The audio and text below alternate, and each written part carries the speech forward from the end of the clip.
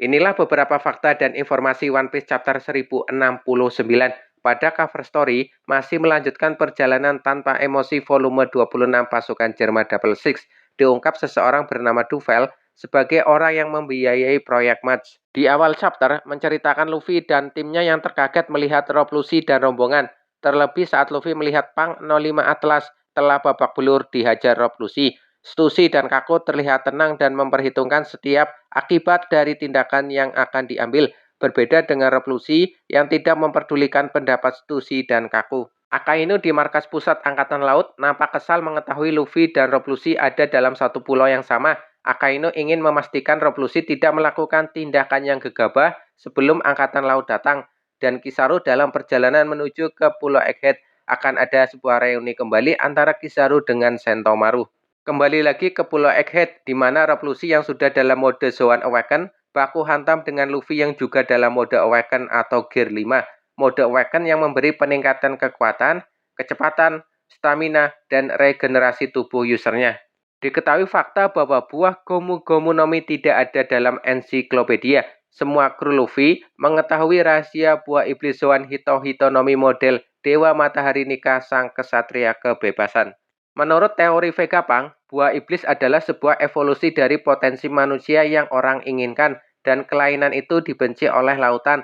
Itulah kenapa air laut adalah kelemahan alami user buah iblis.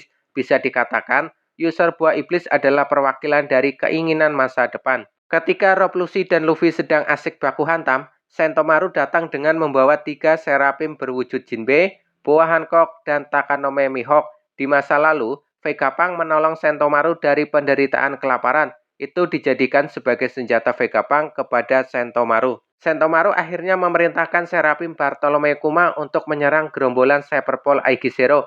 Karena otoritas pengendali Serapim Sentomaru satu tingkat lebih tinggi dari pemegang chip otoritas seperti Cyberpol Aegis Zero. Otoritas tertinggi ada di tangan Gorosei, kedua Vegapunk, ketiga Sentomaru, dan keempat pemegang chip otoritas. Serapim akan patuh pada pemegang chip otoritas yang lebih tinggi. Jinbe akhirnya menyadari bahwa wujud Serapim diambil dari wujud para mantan Shishibuke. Sampai Jinbe bertanya, "Chopper, apa mataku rusak?" saat melihat Serapim di depannya.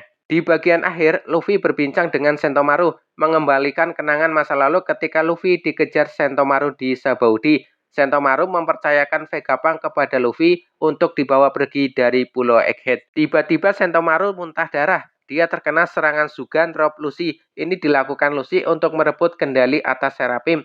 Menurut dia, dengan menghabisi Sentomaru akan merebut kendali Serapim ke tangan Cyberpol.